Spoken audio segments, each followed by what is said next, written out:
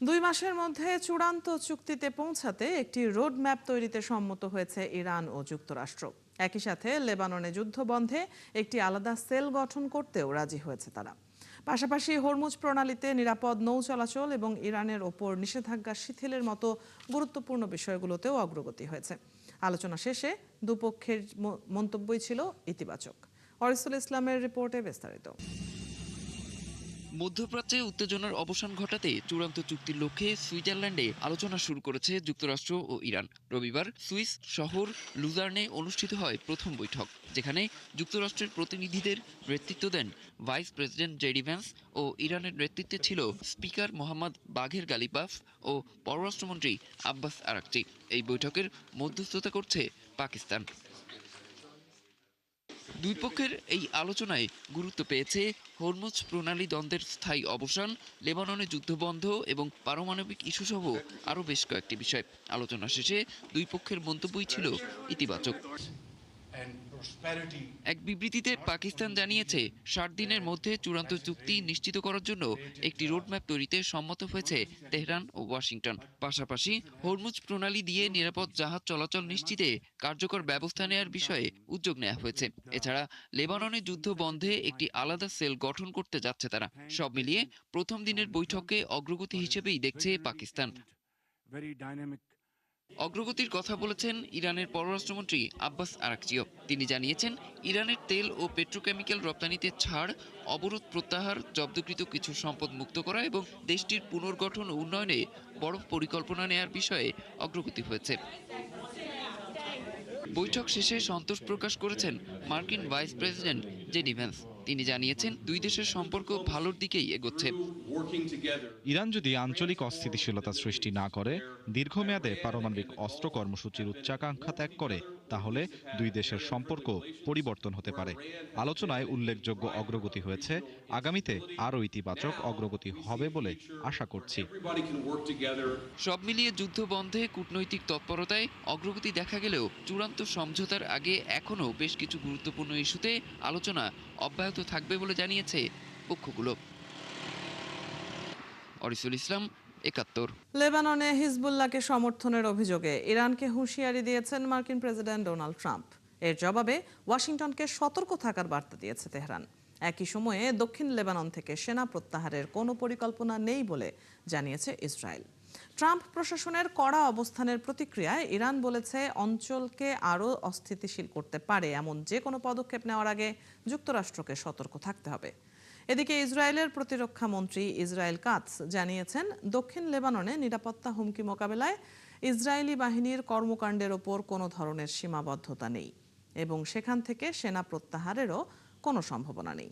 একই সময়ে লেবাননের পশ্চিম বেকা উপত্যকা ও টায়ার অঞ্চলে ইসরায়েলি হামলায় অন্তত 7 জন নিহত হওয়ার খবর পাওয়া গেছে।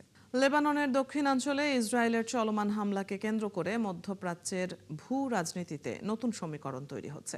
প্রতিরক্ষা বিশ্লেষকদের মতে, এই সংঘাতময় পরিস্থিতিকে কাজে লাগিয়ে তেহরান মূলত মার্কিন যুক্তরাষ্ট্র এবং ইসরায়েলের মধ্যকার দীর্ঘদিনের অবিচ্ছেদ্য জোটে ফাটল ধরানোর চেষ্টা করছে। বিস্তারিত মনিরুজ্জামান বাবুর প্রতিবেদনে। দক্ষিণ লেবাননে ইসরায়েলি হামলা অব্যাহত থাকায় মধ্যপ্রাচ্যের নিরাপত্তা পরিস্থিতি আরও জটিল হয়ে উঠেছে। আন্তর্জাতিক নিরাপত্তা বিশ্লেষকদের মতে, সংঘাতের এই প্রেক্ষাপটকে কৌশলগতভাবে ব্যবহার করছে ইরান। তাদের লক্ষ্য ওয়াশিংটন ও তেল আবিবের মধ্যে বিদ্যমান মতপার্থক্যকে আরও গভীর করা। বিশেষজ্ঞদের ধারণা, তেহরান লেবাননের পরিস্থিতিকে শুধু আঞ্চলিক সংকট হিসেবে দেখছে না, বরং এটিকে বৃহত্তর ভূ রাজনৈতিক লক্ষ্য অর্জনের একটি সুযোগ হিসেবে বিবেচনা করছে। ইরানের প্রধান উদ্দেশ্য হতে পারে যুক্তরাষ্ট্র ও ইসরায়েলের দীর্ঘদিনের সামরিক ও রাজনৈতিক জোটকে দুর্বল করা। বিশ্লেষকরা বলছেন, তেহরান প্রকাশ্যে দক্ষিণ লেবাননে ইসরায়েলি হামলা বন্ধের পক্ষে অবস্থান নিলেও তারা জানে যে বর্তমান পরিস্থিতিতে এমনটি সহজ নয়। কারণ নিজেদের নিরাপত্তার প্রতি হুমকি অনুভব করলে ইসরায়েল পাল্টা সামরিক প্রতিক্রিয়া জানাবে। অন্যদিকে যুক্তরাষ্ট্রের চলমান কূটনৈতিক উদ্যোগ এবং সম্ভাব্য যুদ্ধবিরতি প্রচেষ্টার কারণে ইসরায়েল সাময়িক সংযম দেখাতে পারে বলে ধারণা করা হচ্ছে। তবে নতুন কোনো হামলা বা উস্কানির মুখে তারা দ্রুত প্রতিরোধমূলক ব্যবস্থা নিতে পারে বলেও মনে করছেন পর্যবেক্ষকরা। বিশ্লেষকদের ধারণা, মধ্যপ্রাচ্যের চলমান এই সংকটকে যুক্তরাষ্ট্র ইসরায়েল সম্পর্কের উপর চাপ তৈরির একটি সুযোগ হিসেবে দেখছে ইরান। আর সেই লক্ষ্যেই লেবানন পরিস্থিতিকে কেন্দ্র করে নিজেদের কৌশল সাজাচ্ছে তেহরান। মনিরুজ্জামান বাবু, ৭১। ন্যাটো ও ইউরোপীয় ইউনিয়নের সদস্য একটি দেশের কাছে প্রথমবারের মতো যুদ্ধজাহাজ রপ্তানি করল তুরস্ক। রোমানিয়ার সঙ্গে স্বাক্ষরিত চুক্তির মাধ্যমে এই মাইল ফলক অর্জন করেছে দেশটি বলে জানিয়েছে তুর্কি প্রেসিডেন্ট রিসেপ তাইয়েপ এরদোয়ান। ইস্তাম্বুলে আয়োজিত এক অনুষ্ঠানে রোমানিয়ান নৌবাহিনীর কাছে অফশোর পেট্রোল ভেসেল কাম রোমান হস্তান্তর করা হয়। একই অনুষ্ঠানে তুর্কি নৌবাহিনীর জন্য নতুন কয়েকটি প্ল্যাটফর্মের কমিশনিংও সম্পন্ন করা হয়েছে। এরদোয়ান বলেন, তুরস্ক এরই মধ্যে বিশ্বের বিভিন্ন দেশের জন্য ১৪০টির বেশি নৌ প্ল্যাটফর্ম তৈরি করেছে। সামরিক জাহাজ নির্মাণ খাতে দেশটি বর্তমানে নিজেদের ইতিহাসের সবচেয়ে উৎপাদনশীল সময় পার করছে বলেও দাবি করেন তিনি। আরও বলেন, বন্ধু প্রতিম দেশগুলোর সঙ্গে প্রতিরক্ষা সক্ষমতা ভাগ করে নেওয়া তুরস্কের নীতির অংশ। তবে আঙ্কারার লক্ষ্য কোনো উত্তেজনা তৈরি করা নয়, বরং শান্তি ও স্থিতিশীলতা জোরদার করা। কাতারের এলএনজি প্রক্রিয়াকরণ কেন্দ্রে বিস্ফোরণে ৫৪ জন আহত হয়েছেন। এই ঘটনায় নিখোঁজ আছেন আরও ১৮ জন। রাস লাফান শিল্পনগরীতে এই বিস্ফোরণের ঘটনাটি ঘটেছে। সোমবার কাতারের স্বরাষ্ট্র মন্ত্রণালয় জানিয়েছে, নিখোঁজ ব্যক্তিদের উদ্ধার অভিযান পরিচালনার জন্য Qatari international search and rescue group মোতায়েন করা হয়েছে। কর্তৃপক্ষ জানিয়েছে, কারিগরি ত্রুটির কারণে এই বিস্ফোরণ হয়েছে।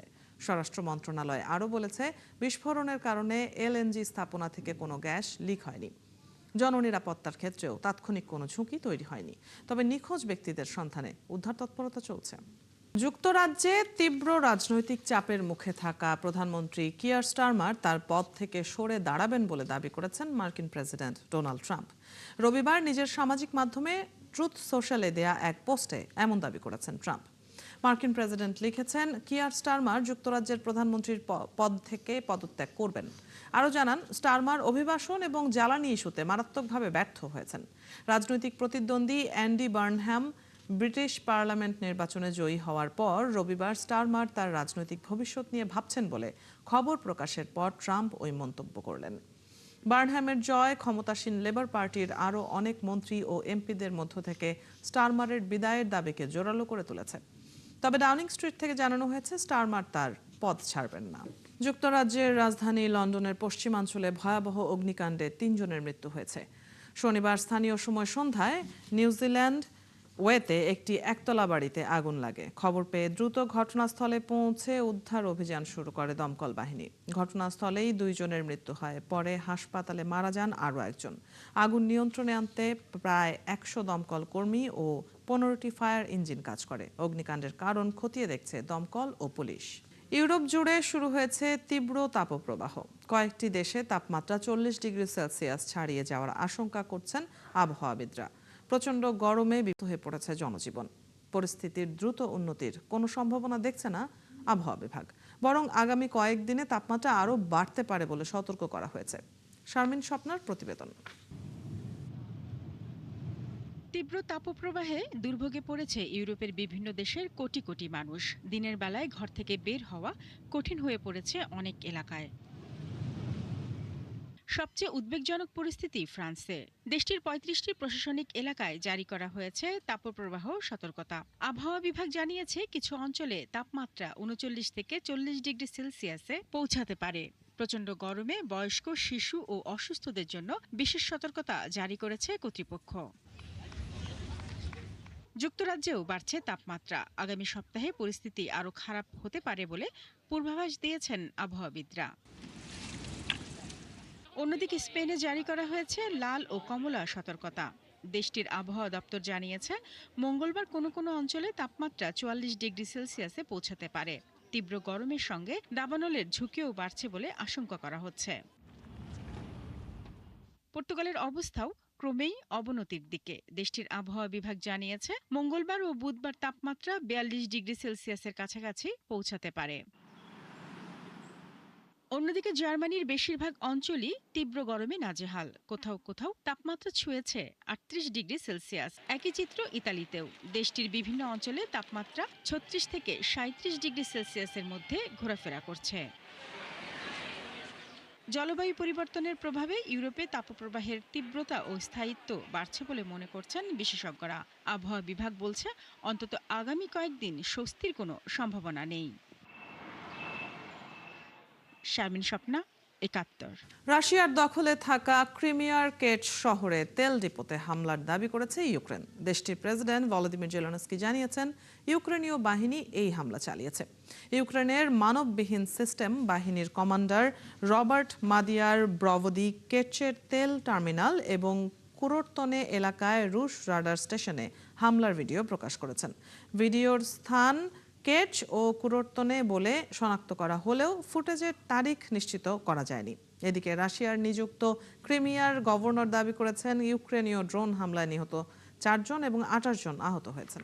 সরকার বিরোধী টানা বিক্ষোভে উত্তাল বলিভিয়া। 6 সপ্তাহের বেশি সময় ধরে চলা আন্দোলনের মুখে দেশ জুড়ে 90 দিনের জরুরি অবস্থা জারি করেছেন প্রেসিডেন্ট রদ্রিগো পাজ। তবে বিক্ষোভকারীরা সরকারের অর্থনৈতিক নীতির বিরোধিতা করে প্রেসিডেন্টের পদত্যাগের দাবিতে আন্দোলন চালিয়ে যাওয়ার ঘোষণা দিয়েছে। আরও জানাচ্ছেন দেওয়ান মুবাশশিরা হোসেন। বলিভিয়ায় প্রায় 50 দিনের বিক্ষোভের পর দেশ জুড়ে 90 দিনের জরুরি অবস্থা ঘোষণা করেছে সরকার। রাজধানী লা পাজ সহ বিভিন্ন এলাকায় মোতায়েন করা হয়েছে সেনাবাহিনী ও পুলিশ। সড়ক অবরোধ সরাতে এল আলতো শহরে ভারী যন্ত্রপাতি নিয়ে প্রস্তুতি নেয় নিরাপত্তা বাহিনী। প্রেসিডেন্ট রদ্রিগো পাজের জ্বালানি ভর্তুকি কমানোর সিদ্ধান্তের পর থেকেই শুরু হয় বিক্ষোভ। সরকারের দাবি, দেশের বাজেট ঘাটতি কমাতে এবং ডলার সংকট মোকাবেলায় এই পদক্ষেপ নেওয়া হয়েছে। তবে শ্রমিক সংগঠন ও বিরোধীরা বলছে, এতে সাধারণ মানুষের জীবনযাত্রার ব্যয় আরও বেড়েছে।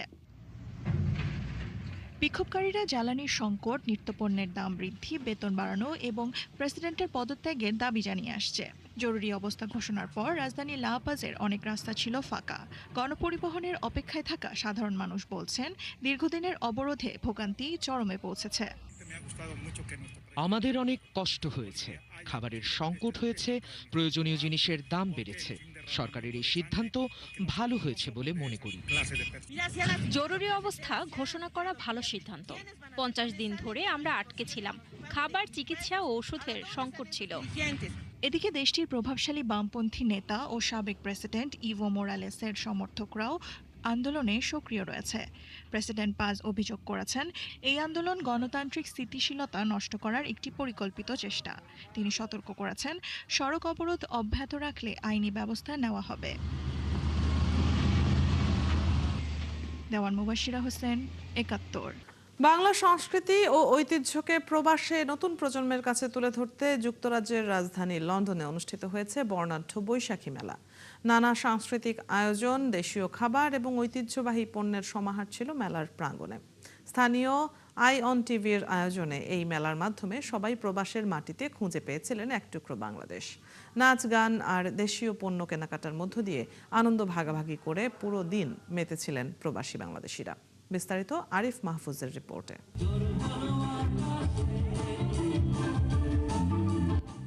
বাংলা নববর্ষের আনন্দ ছড়িয়ে দিতে লন্ডনে আয়োজন করা হয় ঐতিহাসিক বৈশাখী মেলার। সকাল থেকেই মেলায় ভিড় জমাতে থাকেন প্রবাসী বাংলাদেশিরা। লাল সাদা পোশাকে পরিবার পরিজন নিয়ে অংশ নেন নানা বয়সী মানুষ। মেলায় ছিল দেশীয় খাবারের স্টল, হস্তশিল্প, পোশাক ও নানা ঐতিহ্যবাহী পণ্যের প্রদর্শনী। প্রবাসী থেকেও দেশের আবহাওয়া অনুভব করতে পেরে উচ্ছ্বাস প্রকাশ করেন দর্শনার্থীরা।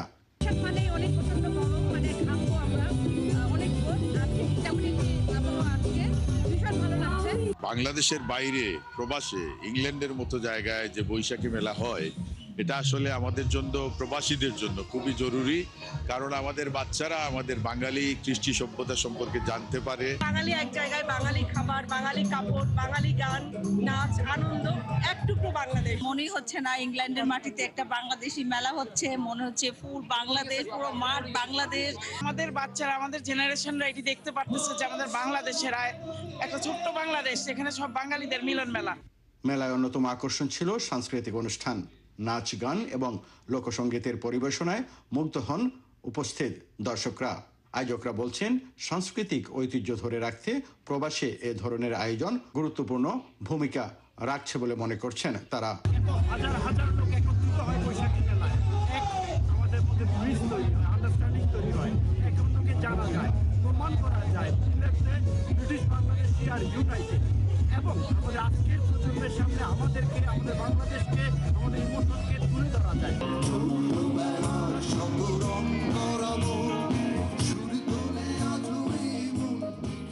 সাংস্কৃতিক পরিবেশনা আর আনন্দ উৎসবের মধ্য দিয়ে প্রবাসীরা প্রমাণ করলেন হাজার মাইল দূরে থাকলেও হৃদয়ে তারা ধারণ করেন বাংলাদেশকে। তাই বৈশাখী মেলা শুধু উৎসব নয়, এটি হয়ে উঠেছে প্রবাসী বাংলাদেশিদের পরিচয় ও ঐতিহ্যের এক অনন্য প্রতীক। প্রবাসে ব্যস্ত জীবনের মাঝেও বাংলা সংস্কৃতির প্রতি ভালোবাসা যে অটুট রয়েছে, লন্ডনের এই বৈশাখী মেলা তাই প্রমাণ করল। আরিফ মাহফুজ, ৭১, লন্ডন। এই ছিল আজকের আয়োজনে। বিশ্বের আরও নতুন কিছু খবর ও বিশ্লেষণ নিয়ে আগামীকাল সকাল ৯:৩০ আবারও হাজির হবে বিশ্বযোগ। সরাসরি সংবাদ ও অনুষ্ঠান দেখতে চোখ রাখুন ৭১-এর ফেসবুক পেজে এবং সাবস্ক্রাইব করুন ৭১-এর ইউটিউব চ্যানেল। থাকুন ৭১-এর সাথে।